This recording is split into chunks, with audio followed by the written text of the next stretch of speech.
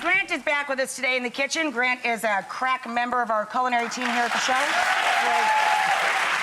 Now, normally we call upon Grant to come out here and show his baking wizardry.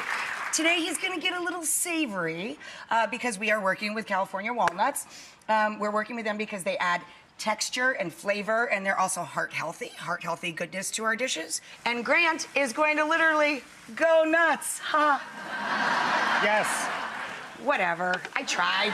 Not only am I going to go nuts, but I think you're going to go nuts for these recipes too, because they're all really delicious. Like Rachael I already said, got pretty nutty, Grant. I ate like 50 handfuls of these walnuts before we went to this half of the segment. walnuts are gone, but you know what? Now you have a healthy heart, so you're good to go. Exactly.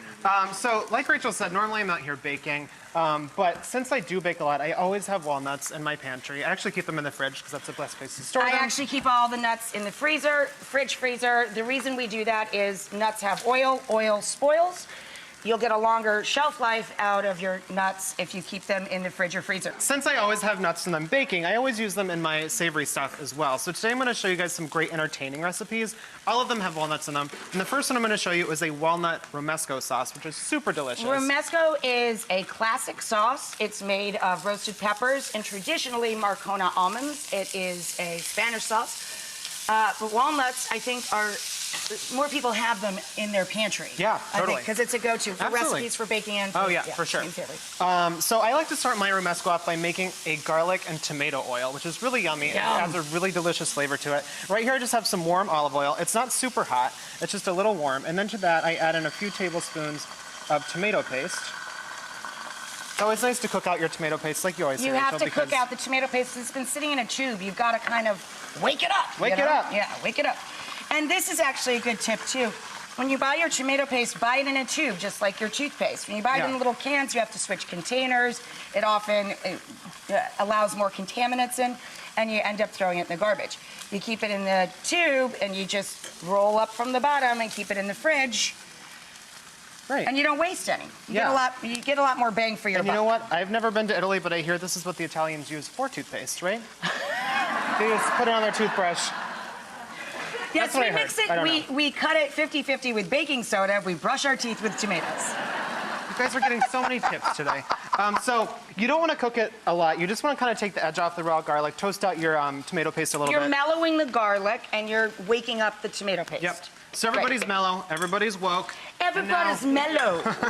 And now we're going to throw in our toasted walnuts. Whenever I cook with walnuts, I like to toast them a little bit too. Whenever you cook with any nut, you should toast them because, as I said, all nuts have oil. And oil not only can spoil, but oil develops the flavor of the nut more fully when you toast it. Yeah. So you don't have to add anything to it. You just add heat. Put them in the oven or toast them in a small skillet on the stovetop. And it really brings out the richness and the depth of their flavor. So then Salt and pepper. A little bit of salt and pepper. I'm also going to add in some smoked paprika, a little bit of cayenne, some honey. Smoked paprika, also known as pimenton.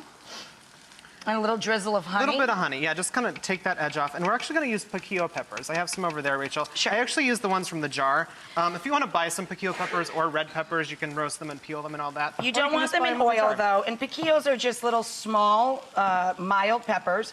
And they roast them and peel the skins off, but there's a little bit of char left on them.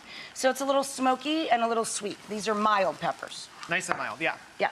Throw these guys in here. Yep, we're going to throw those in there. And your sherry vinegar, did you get that yet? I put in a little sherry vinegar, about 1/3 cup. I'm going to buzz this up and make a nice, I like a smoother romesco. I think you like it a little more chunky. So I'm gonna I like it. You like it smooth? All right, so if you like it smooth, just turn on your mixer, let it run for a few minutes, and it gets nice and smooth. And it's as easy as that. So check this out. And pulse it up one more time. I've got some chunks of garlic in there.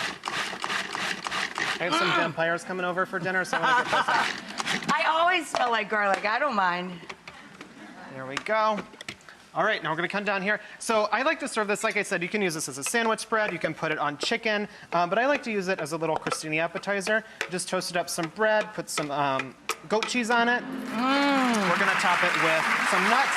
Today we're working with California walnuts. I'm going to sprinkle those all over the top. Beautiful. A little bit of parsley. And there we go, a nice, easy, Lovely, darling. super delicious appetizer.